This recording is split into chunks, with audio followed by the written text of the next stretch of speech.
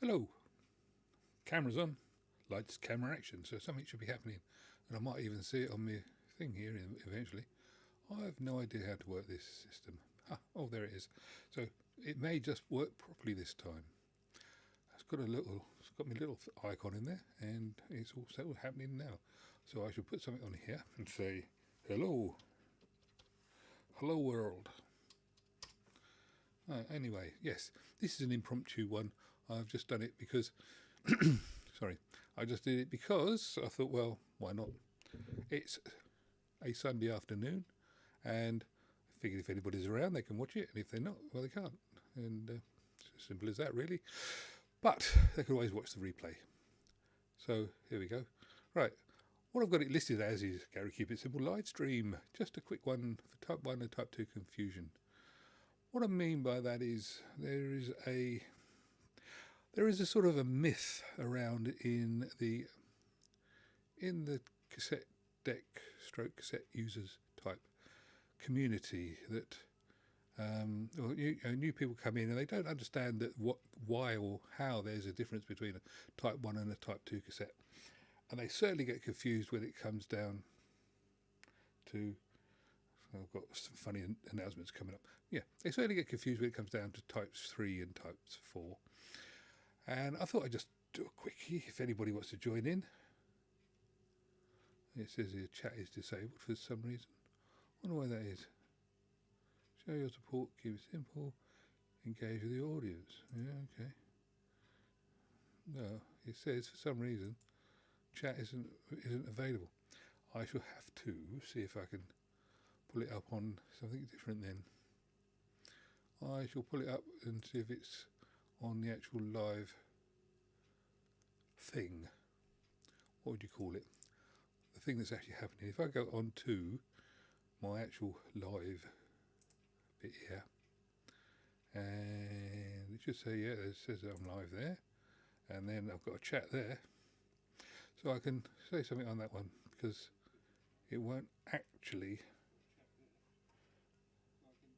Let me mute that.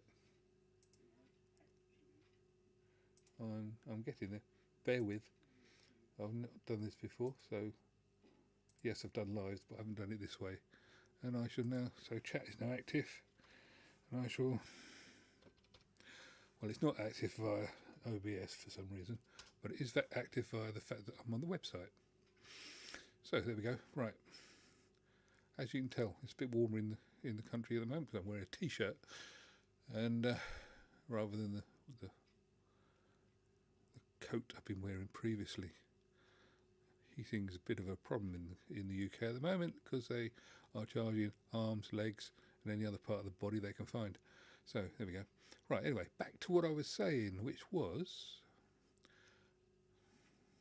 Let me get rid of that thing because that might help. Yeah, that's better. Right.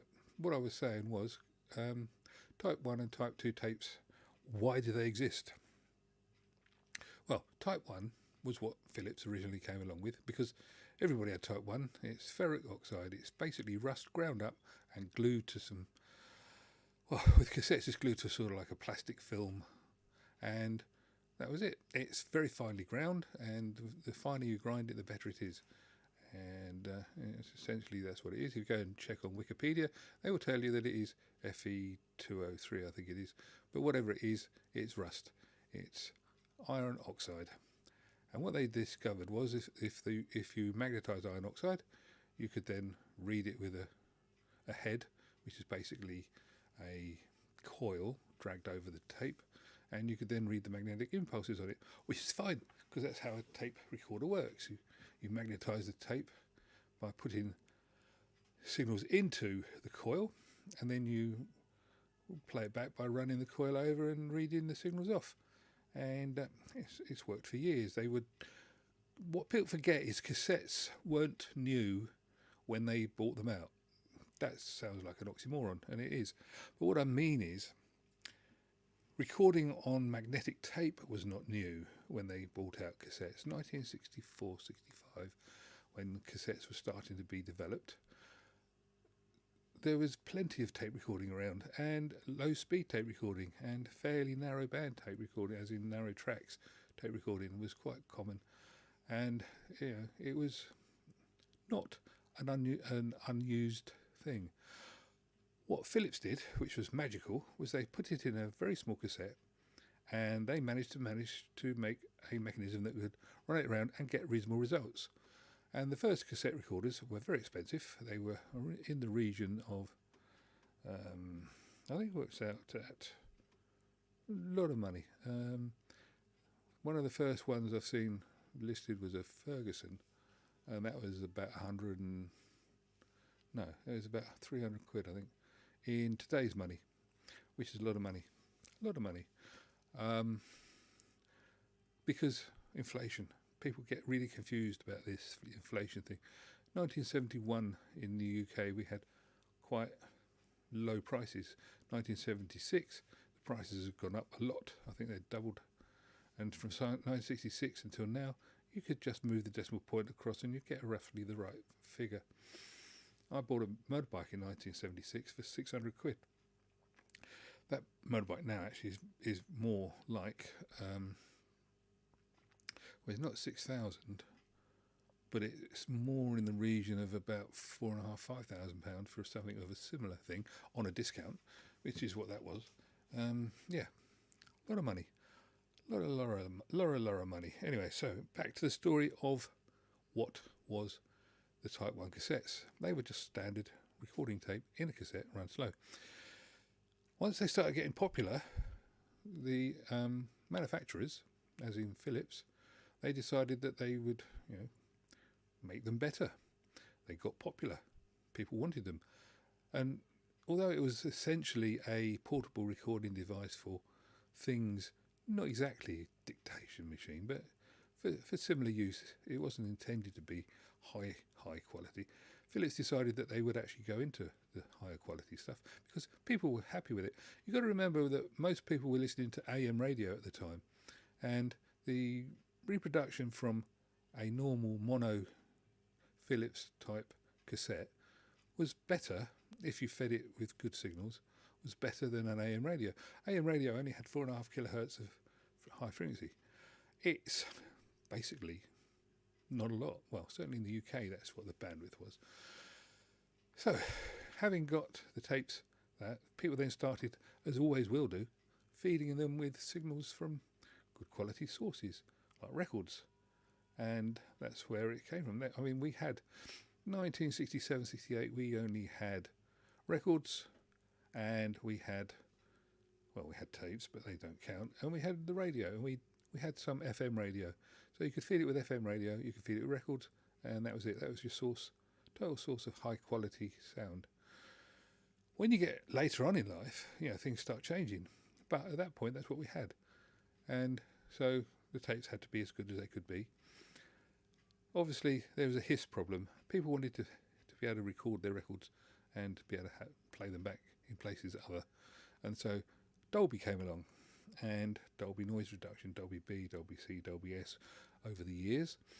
And they came along also with the Type 2 tapes. Now, the reason a Type 2 tape is better than a Type 1 tape, fundamentally, if you take away the price, it's the fact that the materials grind up better. So they form or it's worth forming a finer powder, and that the materials used hold the magnetism better. Chromium dioxide was the original Type 2, and then you got the because that was patented, you had the cobalt doped and all this sort of things. That was also Type 2, but not actually chrome. Everybody just called them chrome because chrome was okay. It was chromium dioxide that was patented. Anyway, so by making the tape very much finer, so we're talking like caster sugar instead of granulated sugar. So by making it finer, it meant that you got less hiss. By making it able to take a higher magnetic charge, we got better dynamics. But that came at a price. And the price was you had to hit the tape harder in the first place. You had to bias it more, because it really didn't want to take the charge, the magnetic charge. It would do, but it really wasn't that interested, initially. So you have to do bias. Bias is a thing that people don't understand on tapes. It's not absolutely necessary. If you didn't have bias, you could record on a tape. It'd sound god awful, but you could do it. And that's what they originally did. And they realised that if they actually got the tape to be a little bit accepting of the signal before you put the signal on, then hey, it could do a better job. I mean, I'm simplifying this, very simplifying it, but essentially, the tape needed to be magnetically softened up so that the signal could go on smoothly. And what they found was with Type 2 tapes, you had to hit it a bit harder to smooth it, to soften it up. And so they did 150%, which is quite a bit more. And that was great. And because you've got the smaller granules, you've got less hiss, because the hiss is actually the granule passing past the head gap. So there we go. We've now got tape that's finer and takes more signal and gives out more signal. We're laughing, aren't we? So we're going up to higher frequencies because you can only resolve the frequency by the size of the granules. This is why the granules are important. Think of it like pixels. If you've got a space between things and you're counting the pulses, boom, boom, boom, you can, if you want more pulses than there are, you can't have them. But if you turn the hand sideways, if you think, right, there's 1, 2, 3, 4 in that space, that's a lot better than 3 in that space. I'm trying to do this. This is props. This isn't props. This is hand gestures. But anyway, if you've got 3 over a given space, never mind that. If you've got 3 pulses available, you're the maximum you can have is 3. But if you grind it up more, so you've got 10 in there, then you can obviously have more signal, more pulses. That's the basic theory of it all. Anyway, this was an impromptu one, so I haven't done props. You just have to put up with it. Having got that and the higher signals, you now got yourself the problem that the majority of cassette decks available didn't actually have Type 2 availability. So what they had to do was they had to sell them. They had to sell the machines. So what did they do?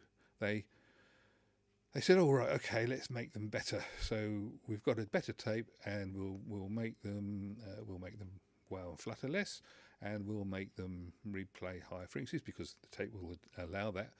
And but people won't really believe it. Oh, well, we'll put switches on them that say equalization and things. We can change that because it won't make a lot of difference, but it will. It's only a capacitor.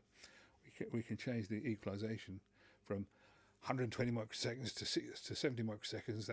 That'll confuse them. They'll really think they're getting something good then, because that's essentially all it is. It's a tone control. It's a preset tone control. It isn't something you have to worry about because they've always been made to that specification. But it did mean that people tried originally, because they came with switches that were, you'd have 1 or 2 switches. You'd either switch from from Chrome to normal, or on some of them you'd have equalization switches. When they brought out the Type 3 tape, this was where they had to try and do something about it, because they realised that actually the Chrome tapes weren't as good because of this problem of having to hit them harder. They weren't as good at some of the frequencies. They weren't so good at the low frequencies as the ferrous tape was, the iron oxide tape. So what they decided to do then was, hang on, people are lapping up these Type 2s. Let's do one that's, what's a 1 plus 2? Oh, 3. Okay, let's do a Type 3 tape. What we'll do, we'll call it ferrichrome, and we'll put a layer of chromium dioxide, because that goes nice and high, and we'll put a layer of ferrous on it, because that goes very good with the low, because the low frequencies are quite hard to get to go onto a Type 2 tape, because they like to have low frequencies are sort of, well, it's easier to just magnetise the iron at the lower frequencies because it's just easier. It's called physics. So that's what they did. They brought out these Type 3 tapes, and then they, of course, they put the switches on the machines, and then so you had to have the bias for the Type 2 which meant you had to have the high bias for the Type 2. And obviously, if you're going to do that, you need the Type 2 type. You need the Type 2 type equalisation. That's the words I'm trying to find. But actually, no, you didn't need that, because if you had the Type 2 tape and you altered the formulation, you just wanted the high frequencies. So what they actually ended up with doing was, because the way the two things mix, I mean, I don't know the exact details of it, but basically, when you have a Type 3 tape, what you have is Type 1 bias, so it sort of gets the signal on, because under bias means you get high frequencies, I guess. I don't know. And then, but because they've got the iron oxide in them, you get the low frequencies on as well. So you can run it on standard bias and get the higher frequencies. But to make it special, they put the Type 2 equalization on it. So you switch. So then you ended up with decks with two switches on them, one marked with the bias level, and the other one marked with the EQ. So the idea was, with a Type 3 tape, you had Type 1 bias and Type 2 equalization, which meant that you ended up with a nice spread, and also confusion for the punters. And it never took off. It wasn't round very long. It was quite expensive. They had to make two, and I don't believe the tapes have survived that well either. I mean, I don't know. Tapes are lucky if they survive at all. They were only meant to last for about 30 years, but you know, they had them for longer than that. Let me just pull that back up again, see if anybody's there. Yeah, okay. So what they then did was, they, having got, I'll make that smaller so I don't get all the glare on the glasses. What they then did, all right, that's better. Was they brought out Type 4 metal tapes. Now this is really, really finely ground, really high magnetic properties. I think it's over 200%. It's much harder to magnetize a metal tape, and it's much harder to demagnetize a metal tape. You can't erase a metal tape in a standard cassette deck. It won't take all the signal off. But the reason why you can't even attempt to record a metal tape in a standard machine is not because the standard machine is going to get damaged or anything like that, but the tape just won't take the signal. It won't go on it. It won't go on it properly. It's underbiased. And the reason you can't just get a normal deck and whack up the bias current is because you'd have to change transistors in the drivers anyway. But the heads will saturate, because the heads have to be able to take a hell of a lot more bias current. So you're really driving the metal tapes hard in comparison to a standard one, and you know, quite a bit harder than a Type 2. So that's how the tapes evolved. But metal tapes are absolutely fantastic. Unfortunately, for people like myself who were around at the time when they came out, I bought a tape machine and it had standard and CRO2, but I couldn't really afford the CRO2 tape. I was a kid. I was 17, 18, 19. I was working in the business. I was trying to earn money. But the standard tapes were cheap. The chrome tapes, the Type 2s, were possibly twice the price. I forget the exact ratio. They were a lot more expensive, though, in terms of it. When you look at the prices now, if you find an old price list, you think, oh, look at the prices, aren't they cheap? No, they weren't. They were a lot of money out of your pocket. When I went to work in 1974, I was earning £12 a week, and that was considered a good wage for a school leaver. And so, you know, it was not. I used to give my mum £5 a week out of that for me keep. So that left me with £7 to try and run a motorbike and have a teenage life, pay my bills. It wasn't a lot, you know. I could buy a record or I could buy a tape. It was sort of that sort of thing. Actually, I think my first 7 and sixpence was my first single I bought, which in today's money is 7 shillings. It's 30p. So it's about 35p I spent. And yeah, is that right? 10 is 2 shillings. Hang on, 7 shillings. 7 shillings is 7 times 5. Don't know. Too much money to work out. 7 shillings is less than 50p, because 50p was 10 shillings. So yeah, not a lot of money in today's money, but a lot of money out of my pocket. And then later on, records were still too expensive. Never really got into records, not because I didn't want to, because I couldn't afford to. Did buy a decent record deck. So I spent 70 quid, £70 in 1970. That's 700 quid in today's money on a record deck, and I don't know what happened to it. I think it just got made obsolete by a CD player, which is such a shame, because had I known then what I know now, I would never have done that, because I like CDs and I like records, and I hadn't realised, I was just in the wave changing these things because they were changeable. Anyway, that was a quick history on how tapes occurred to be the way they are. When you get things like Nakamichi decks, and you get the Sonys, and you get the Akais with the glass heads and things, you're aware then that people were getting serious with this stuff. But a lot of what was being done, you have to remember, a lot of what was being done at the time. I mean, one of the things I hear people say is, oh yeah, the decks got cheaper as they got older. They didn't actually get cheaper. What they got was they'd got less expensive, but they were using modern manufacturing techniques, which nowadays, because the decks weren't intended to last 40 years, people say, oh yeah, the later ones, all the plastic's breaking and stuff. But at the time, it was a good idea to use the plastic because it was lighter and it was less expensive, and they could do more with it. There was things they could do with the plastic. I mean, you've only got to look at the original decks, which were all, laid on their backs and made of metal and with large components that were just soldered in. And transistors you could recognise, capacitors and all that sort of thing. I mean, you look at any of the ancient equipment, strip downs that are on YouTube and things, or even the ones I've done, you can see how things have changed. I mean, modern microelectronics, chip components and things, they're not really fun to work on, and I personally think a lot of them are unnecessary. But they're talking about trying to make profit. They're trying to sell stuff to people, and it's an obvious thing.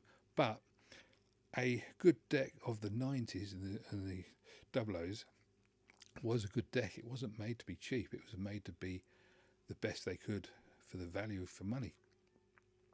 And that, I think, it's one of the problems that people have got, is that I was reading on one of the Facebook groups today that a chap had just got his Nakamichi Dragon back, and he was saying how he'd bought this thing and it was wonderful, and he'd had it serviced by a reputable repair agent in America. This was $1,000 he spent on it being repaired and serviced and everything. Well, that's a lot of money on a second-hand cassette deck. That's a hell of a lot of money. And if anything seriously goes wrong with it in the next, however long, it's money that will have been lost. But, to him it's good value, and I'm not knocking that. I just find it so frustrating that people will say, I've bought an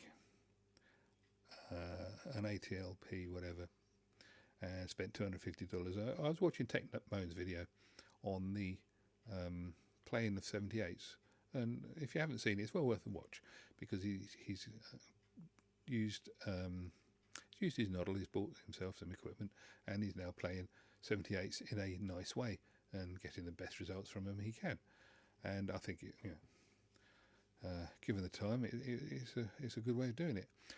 But what I was going to say was, when you see people buying turntables, and I'm not talking about the cheap and cheerful things, but proper turntables that start from about £80, $80, whatever money you want to use, but they're about that sort of money, and they go up from there.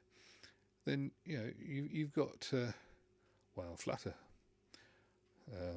You've got clunking and things.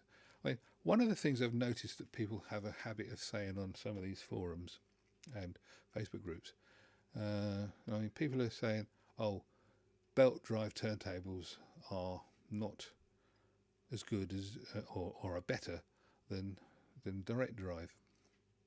That's not true.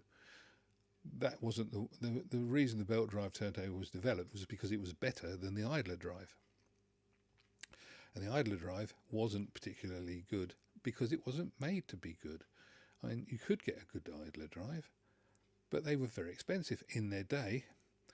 And when you look at them now, they still weren't as good as belt drives. But then, you see, people forget that in those days, an idler drive turntable had a main synchronous motor. Now, if you've got an old main synchronous motor turntable, you may well find, if you was to have a look inside, it will say on the back that it's 50 hertz or 60 hertz, depends what part of the world you're in. But it will have, very often they had, on the good quality ones, they had a 50 hertz or a 60 hertz pulley, because the motor will spin at whatever the frequency of the mains is. And as long as they've got tappings on it so that they can actually get the right voltage to the motor, then you can run it in either country. And all you've got to do is just change the size of the pulley, which is fine. But that's what the expensive ones had. The ones that you just generally sold to the normal people in the street, they just had a single motor with a single pulley. But that motor was synchronized. It did not need any speed control because it was locked to the mains frequency. And provided all the maths was right, which is the diameter of the pulley and the diameter of the turntable platter, not the idler. The idler doesn't have any effect. That's in between. Then the speed will be correct, or within a very small amount. The mains frequency in the UK is locked to within something like 1%. It's ridiculously accurate. And not that it helps, but they will actually increase the mains frequency to make up for the ones that were lost, or they used to in the old days. If they ever had to reduce the mains frequency, they would add a few extra later on in the day to get it back to what it should be. Anyway, that's the way the things worked. So when they brought out belt drive turntables, they had to bring out servo control motors. So suddenly you've got a motor that's got to be controlled by transistors and things. That's not as cheap as making a synchronous motor. So they were an expensive thing. They were better because you had the belt, and the motor was a low voltage motor, so you had, and was light. Now, why would you want a light motor? Well, simple. A light motor has less mass, so when it's vibrating, it's not causing so much of a problem to what it's mounted to. By having the motor spinning at a reasonable speed, and with the reductions and whatever on the pulleys, you could actually get the motor spinning quite fast. You could have the platter going nice and slow. So you've got cogging is less of a problem than you would otherwise have with a DC motor. And so, but people forget in 2023, oh, I want a servo control motor. Oh yeah, right over there, mate, it's £2. That wasn't what it was like. When I went to when I was going to college, when I first left school and went into electronics, an LED was 17 pence each. Now, if you work that out into modern, now you're looking at £1.70 for an LED, a simple red light, and that's the sort of cost that things were. Transistors were pennies, not fractions of a penny, and that's why things were expensive in those days. So the electronics involved in a DC controlled servo motor was quite large, and you had to build a motor, and it had to be a good motor, and then you had to have good control on it, and then you had to make it reliable. And that's what people don't understand. It was not cheap and cheerful. It was make it reliable. When you take the back off these cassette deck motors, they've got transistors and things in them. They had to be made reliable. And that's the way it was. Anyway, so having got yourself your turntable running from this small DC motor, the frequencies and all that easy to filter out, because rumble's a problem on turntables. So run the motor fast, you don't end up with a rumble, you end up with a hum. But with the hum, you can actually get rid of that because you can filter physically easier. And because the motor hasn't got the mass, it's not going to put it through so much. It all makes sense when you see it like that. And then they said, well, okay, we've got those working okay. Let's mount them. We can put them wherever we want with the belts. So you had your posh ones and your not so posh ones.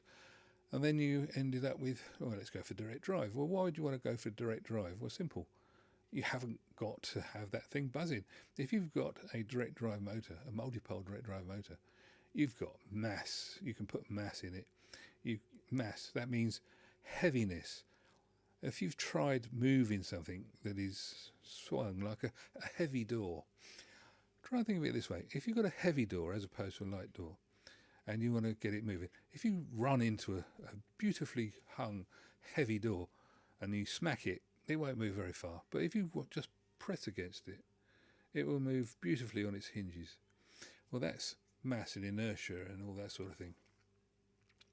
So if you've got yourself a big heavy turntable and you use that as part of the motor, and then you've got the coils firing that, you don't put brushes in. You have electronic control of the actual. You're basically going back to a synchronous motor, but you've got the big turntable, and then you got underneath you've got the coils. You hit the coils with the pulses, electronic pulses, because you've now developed the electronics to do that, and hey presto, the thing will start rotating around. And because it's heavy, if you get it up to speed, it won't be inclined to flutter, and it shouldn't be inclined to wow. And then you put in special circuitry, you monitor the speed, and you make sure it all works, and then you end up with a Technics 1200, or the modern equivalents and the lower quality ones or lower spec ones that are available now from Audio Technica and stuff. And it's all because the things became possible. If you think about it, in the time that records have been available, I'm not talking about cylinders, but records, we've gone from biplanes to spaceships and to supersonic bombers and things. I mean, unfortunately, most of the developments have been in the military, but you know, we had Concorde, and that's the way things have gone. So would you compare a biplane to Concorde and say, you know, well, it had propellers, it was better? No, they all had their pros, they all had their cons. A Cessna or whatever, the light aeroplanes that people fly around in with the propellers, they're fine. You know, but they had to be developed, and that's the way all this stuff works. Anyway, that was it. Just thought I'd do that. So a modern turntable with that is much better than with the other ones. And I got asked the other day, what about auto and manual and all that sort of thing? Well, I think there is a hangover from the original Garrard BSR decks. They were clunky and they had idler drive, and they were when you put them on, they were a bit sort of, you know, everything bounced and everything, and it was all sort of, you know, nasty.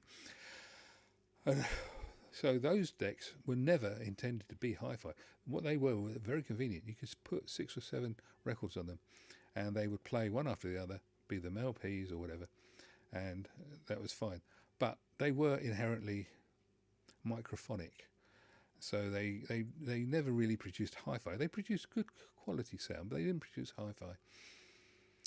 And then when they started doing, these belt turntable ones, the mechanisms couldn't actually be driven by the belt mechanism very well, because they were very big and robust and things. But what they did do was they lightened them up. They used plastic for a start, and they made them semis. And then when you to actually make an auto, a full auto with a changer, it was relatively simple. All you had to do was make the automatic mechanism only operate when you told it to. A turntable, a belt drive turntable, one of the current ones, or a direct drive, the auto mechanism is only in operation when you tell it to. When you don't tell it to, it is just exactly the same as a non-auto one. In fact, if you take apart an automatic deck, or a semi-automatic deck, you will find that there are lugs and things which are in use. And if you take apart a non-automatic deck, you'll find they've got the same bearings, same turntables, same gimbals and all the rest of it. They just haven't got the linkages for the auto. Because what normally happens nowadays is they have a cog and they just push a cog like a normal gearbox. They just push the cog into the cog and everything starts winding and the arm moves. Boom, boom, boom. That's great. You don't have that problem if you don't have an auto. But on the other hand, if it's not engaged, it's not causing a problem anyway. So in my opinion, an auto or a semi-auto is not, of the current type, is not the problem compared to a manual. It's just convenient. But you do have to remember that these bits do cost something. So if you buy a manual, the money hasn't been spent on the automatic bits. So if it's the same price, and if it's an ethical company and they're charging the same sort of money as on a standard markup, the manual should actually always be a bit cheaper. And that's just the way it is. Anyway, that's it. I shall call it a day there, I think, unless anybody's on there and had anything to say. No, nobody's had anything to say. Okie dokie. I shall hang up now, and maybe, just maybe, if you've got anything to say about this, if you can remember, what year did the cassette actually get developed by Philips? When did they market it in Europe? And yeah, we'll see if we can go from there. And there's another one for you. What year did the Technics 1200 deck originally appear? Put answers in the comments, and we'll see where we go from there. Maybe you'll get a prize or a mention or something like that. Anyway, anybody who's watching, thanks for watching. I'll catch you another time, and cheers. Bye bye.